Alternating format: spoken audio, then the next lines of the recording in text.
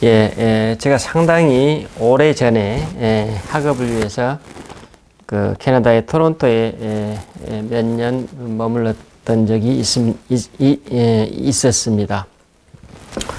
처음에 토론토에 도착했을 때 맑은 공기와 푸른 하늘 그리고 집 문만 나서면 아름다운 공원을 마음껏 누릴 수 있다는 사실에 매우 놀랐던 기억이 있습니다. 처음 토론토에 도착했을 때 그 학교 기숙사 아파트에 입주하지 못하고 몇 개월을 토론토 외곽의 저렴한 그 스튜디오 아파트에 살게 되었습니다. 제 외곽 거주였던 것만큼 주변의 풍광은 너무나도 아름다웠습니다. 서울에서 좀처럼 볼 수 없었던 높고 푸른 하늘, 지천으로 물든 그 형형색색의 단풍나무들, 어딜 가나 깔려진 푸른 잔디밭, 한적한 거리. 그러니까 바로 얼마 전 서울에서 살았을 때 하루속히 그 대도심을 벗어나고 본 마음을 생각해 보면 분명히 저는 당시 천국에 살고 있었습니다. 그런데 그처럼 아름다운 삶의 환경 속에 있는데 현재 지금 저의 마음속에는 당시에 그 넘치는 기쁨이나 행복했던 기억보다는 공허하고 쓸쓸했던 기억이 더 깊이 남아있다는 것을 느낄 수 있습니다. 아마도 그때 제가 느꼈던 말할 수 없는 고립감이 그 아름다웠던 풍경을 저의 뇌리에서 아마 삼켜버린 것입니다. 우리가 처음 갈 때 토론토에 아는 사람은 단 한 명도 없었습니다. 그래서 떠나기 전에 알고 있는 어느 목사님으로부터 어느 집사님의 연락처 하나를 가지고 갔습니다. 근데 그 연락처에 연락을 하고 갔는데 그분이 우리들에게 대해 주셨던 그 태도와 그 모습은 너무나도 충격적이었습니다. 그래서 우리는 도망치듯이 그 집을 빠져나왔습니다. 그리고 이제 마침 그 토론토의 어느 분이 한국으로 돌아오는 기간 약 한 달 이상을 자신의 집을 우리에게 빌려주시겠다는 그 약속했던 분이 있었는데 그 사람 역시 그 약속을 갑자기 우리 도착했을 때 이미 파기해 버렸음을 그때 도착해서 알게 되었습니다. 그리고 또 외곽 지역의 그 아파트를 우리가 찾아갔을 때 그 이웃에 한 부부가 살고 있었는데 뭔가를 우리 집안을 살펴보는 듯한 감시하는 듯한 그런 이웃들, 그 다음에 서울에서 그곳까지 짐을 운송 택배업체에게 붙였는데 그 도착했을 때 여기서 붙일 때의 말과 그곳에서 답변하는 얘기가 완전히 틀려서 일종의 사기꾼 같은 운송업자들, 이런 여러 가지 일들이 연속적으로 우리들을 긴장하게 만들었습니다. 근데 마침 그때 당시에 이삭이가 엄마 뱃속에 있었던, 그래서 우리는 우리 자신도 모르게 느끼는 긴장감, 아는 사람 한 명 없는 그 고립감, 그 속에 지냈던 것입니다. 분명히 눈과 감각은 늘상 그 풍경의 아름다움에 감격했지만 그것은 잠깐 순간이고 이내 그 감격은 제 무의식 속의 고립감에 압도되어 버렸던 것입니다.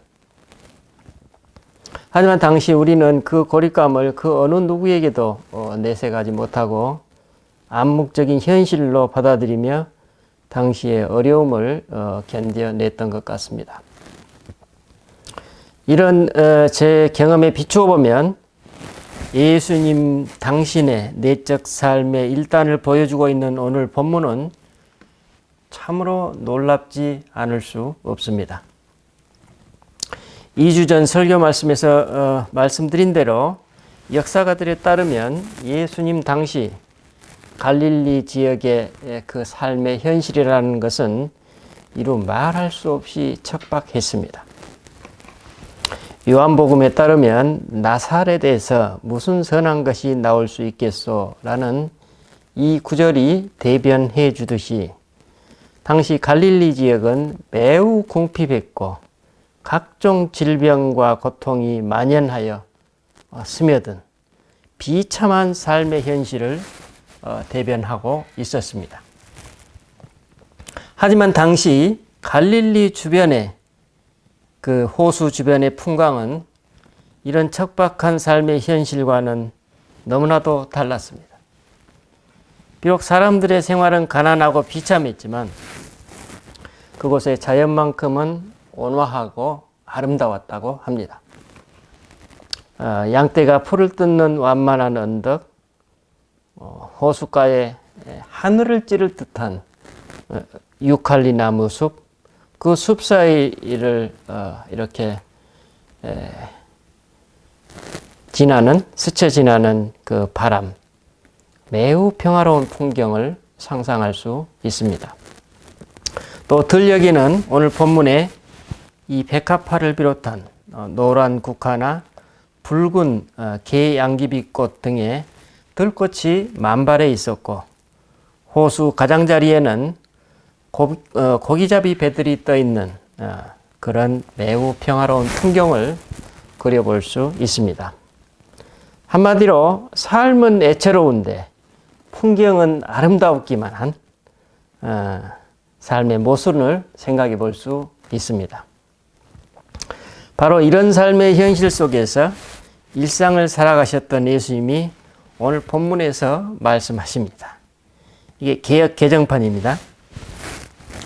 공중의 새를 보라. 심지도 않고 거두지도 않고 창고에 모아들이지도 아니하되 너희 하늘 아버지께서 기르시나니 너희는 이것들보다 귀하지 아니하냐. 너희가 어찌하여 의복을 위하여 염려하느냐. 들의 백합화가 어떻게 자라는가 생각하여 보라. 수고도 아니하고 길쌈도 아니하느니라. 그러나 내가 너희에게 말하노니 솔로몬의 모든 영광으로도 입은 것이 이 꽃 하나만 갖지 못하였느니라. 이 부분을 메시지 성경에서는 다음과 같이 번역하고 있습니다. 들판에 나가 들꽃을 보아라. 들꽃은 절대로 치장하거나 옷을 사들이는 법이 없지만 너희는 여태 그런 색깔이나 디자인을 본 적이 있느냐? 아무리 보아주지 않는 들꽃의 겉모습에도 그토록 정성을 들이시는데 하물며 하나님께서 너희를 돌보시고 자랑스러워하시며 너희를 위해 최선을 다하시지 않겠느냐? 이 구절은 예수님이 당시 일상의 자연 속에서 무엇을 보고 듣고 감각하셨는지 잘 보여주고 있습니다. 다시 말하면 이 구절은 예수님이 일상에서 아버지 하나님을 어떻게 받아들이고 경험하셨는지 드러내주고 있습니다. 그렇다면 우리는 이 지점에서 질문할 수 있습니다. 예수님은 어떻게 당시의 그 척박한 삶의 실제 속에서 이런 아버지 하나님을 받아들이고 경험하실 수 있었을까라는 질문입니다. 제가 설교 서두에서 토론토의 경험을 말씀드렸듯이 우리 주변의 외적 환경이 아무리 아름답고 화려하다 할지라도 내가 경험하고 있는 삶의 실존과 그 삶의 실제가 척박하다면 그 외적 아름다움이 내 자신과 나의 삶에 아무런 상관이 없는, 아무런 영향을 미치지 못함을 알 수 있습니다. 하지만 본문의 예수님은 전혀 그렇지 않으신 것 같습니다. 예수님이 과연 삶의 실제와 신앙의 간극을 어떻게 극복하셨을까요?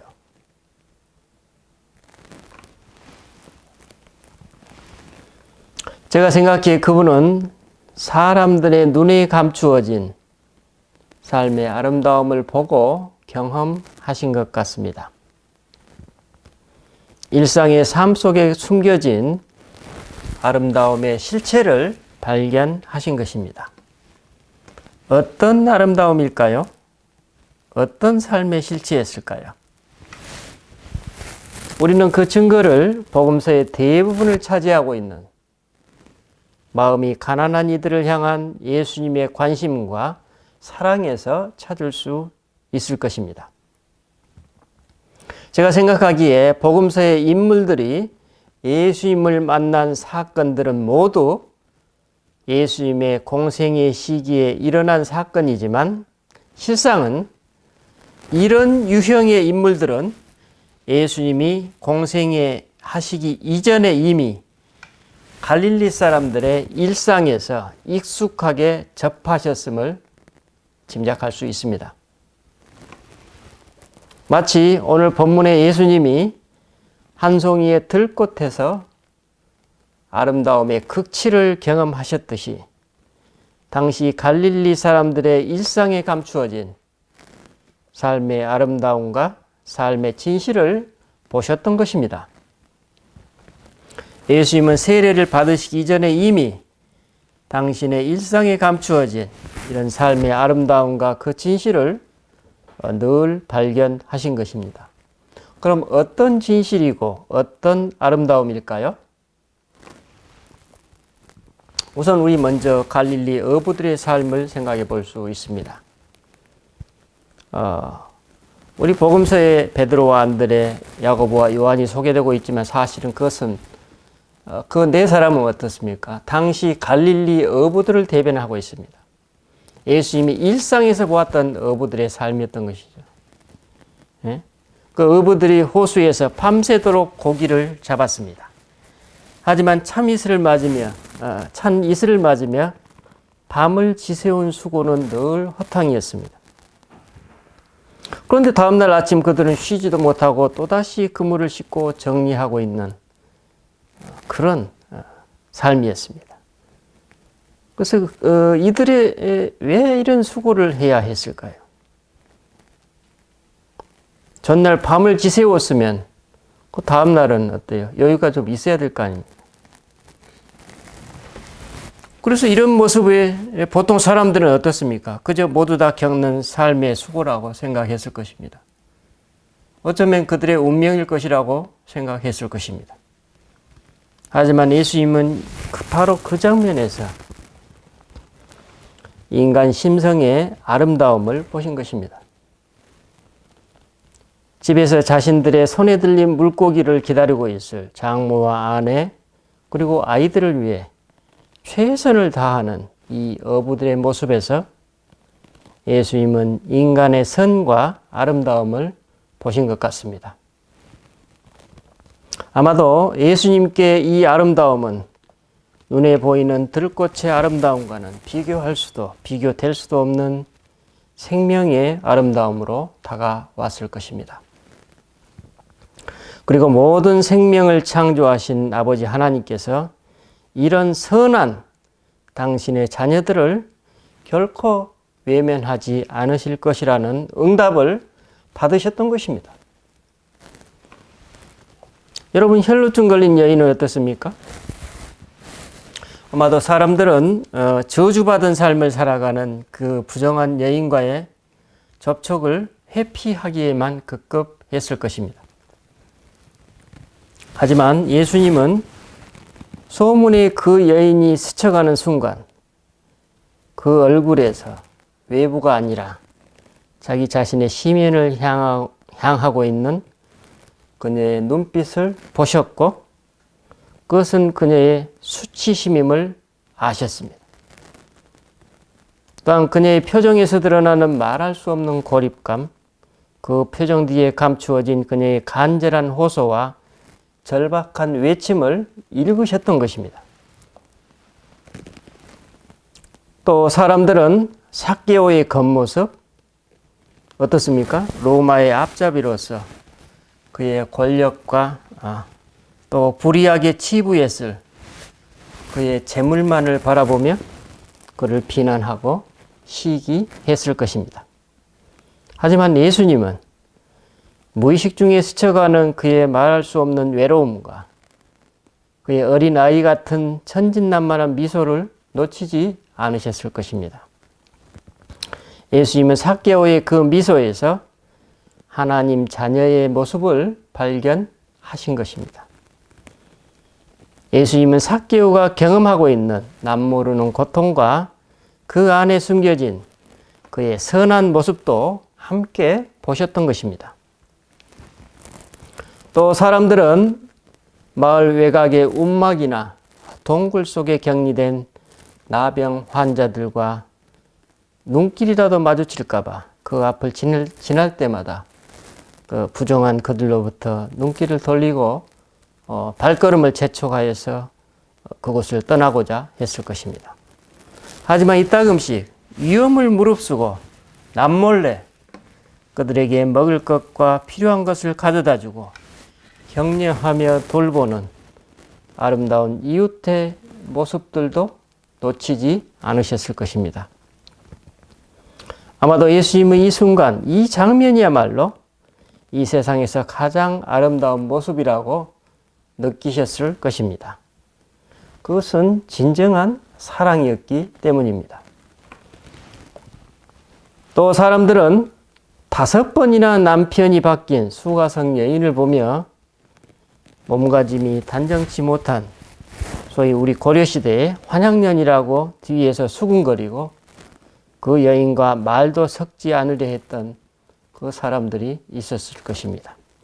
하지만 예수님은 여인이 남모르게 경험하고 있는 말할 수 없는 사랑에 대한 갈증과 그녀가 경험하고 있는 삶의 고통을 느끼셨을 것입니다.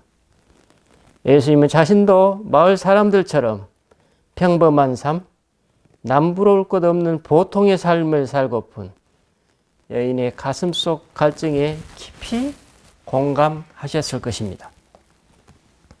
그래서 예수님은 여인이 얼마나 시원한 냉수를 갈망하고 있는지 그녀 자신에게 일깨워주고 싶은 열망을 품으셨고 그래서 굳이 그 여인을 찾아가셔서 여인으로 하여금 당신의 생수를 들이키게 하셔서 여인의 존재 자체를 복음으로 바꿔 주셨습니다.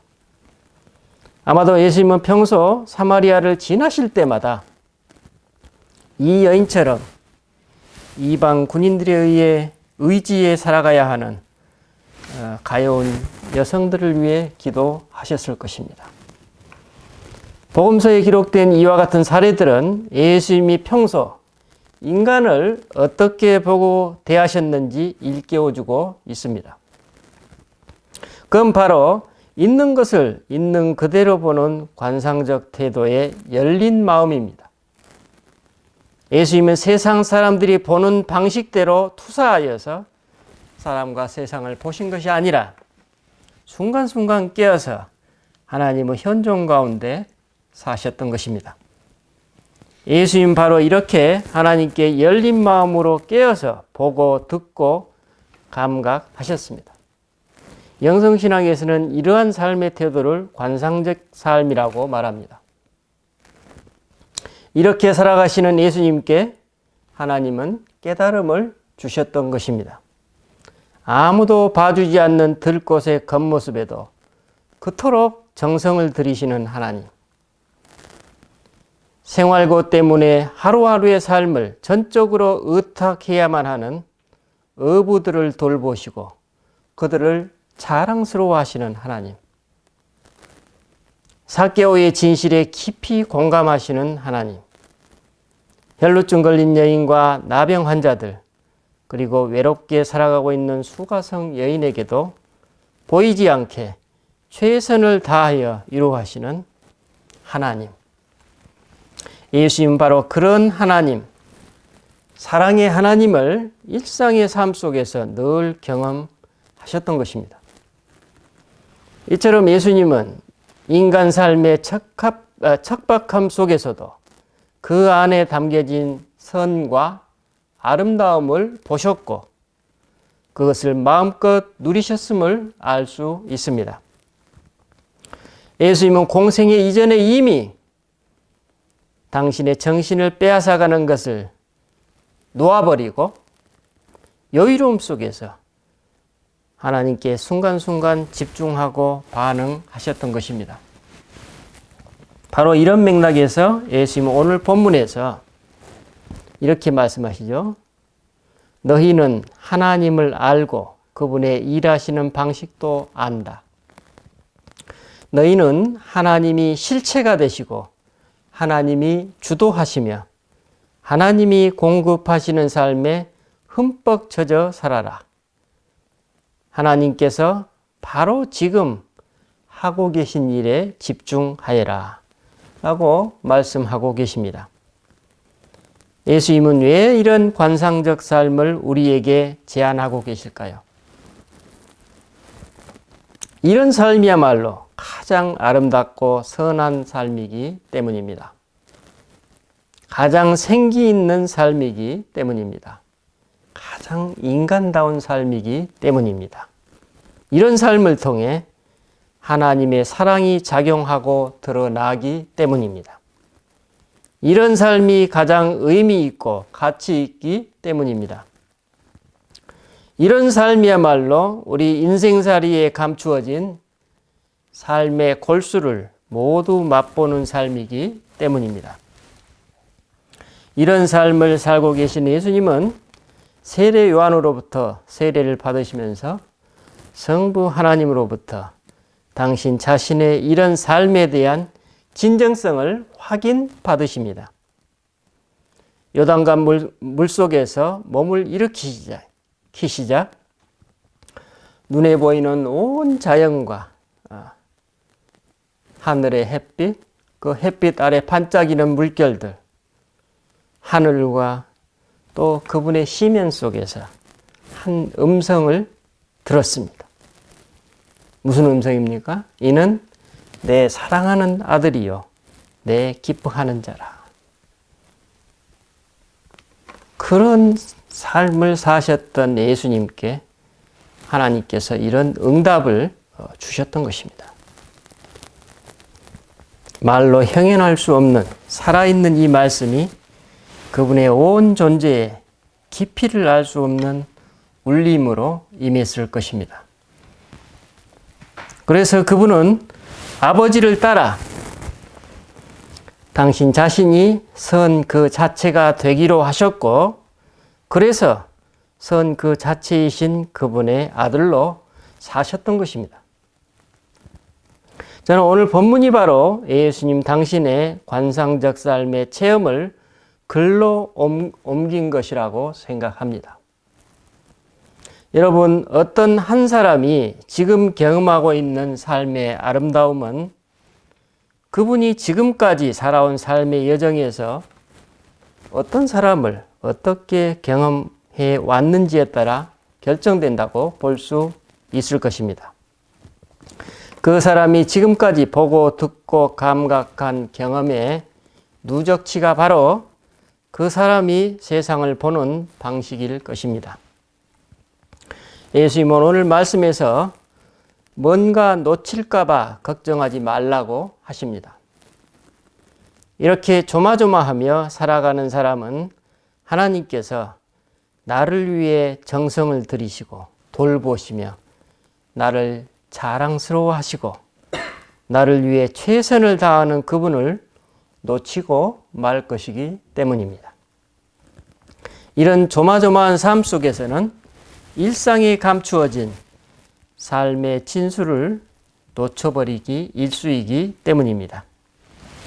이렇게 살아가는 사람은 내면에 여유가 없기 때문에 순간 스쳐가는 삭개오의 가능성을 놓쳐버리고 말 못하는 혈루증 여인의 절박한 외침에 귀몰게 되며 진정한 사랑과 윤기 있는 삶을 갈망하는 수가성 여인의 갈증을 잘 포착하지 못합니다.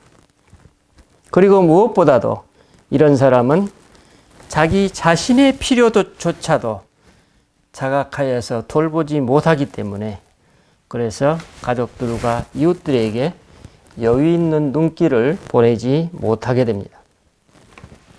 하지만 예수님은 이렇게 스쳐가는 순간들의 가능성과 아름다움과 희망을 보고 계십니다.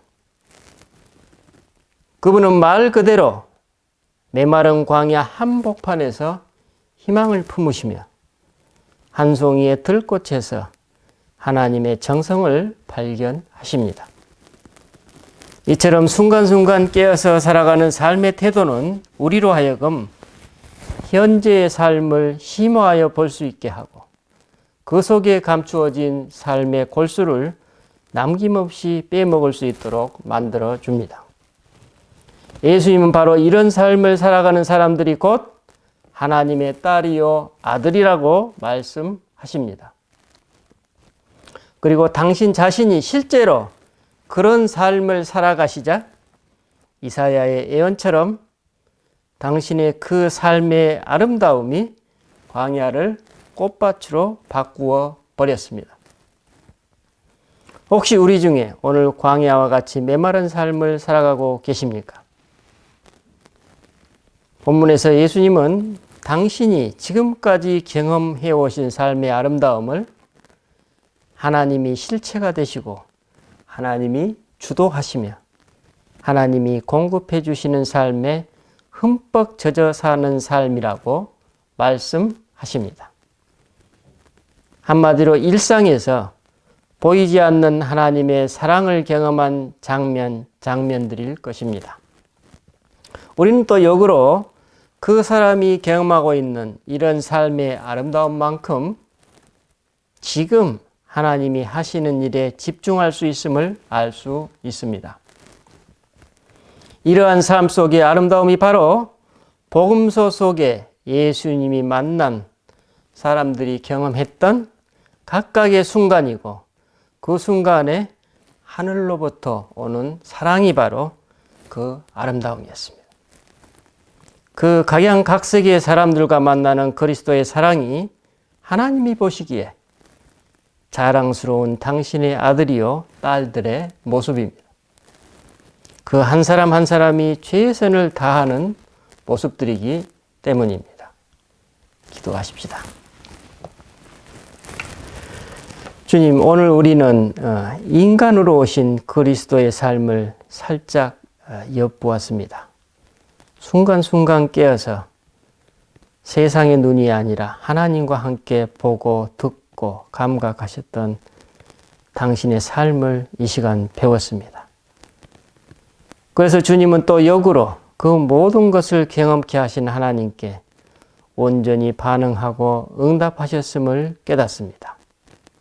주님, 혹시 오늘 우리에게 선과 아름다움으로 받아들이기 어려운 현실을 지나고 있는 당신의 자녀들이 있다면 그럼에도 불구하고 우리 삶 속에 감추어진 주님의 사랑과 아름다움, 당신의 선을 볼 수 있도록 도와주시옵소서.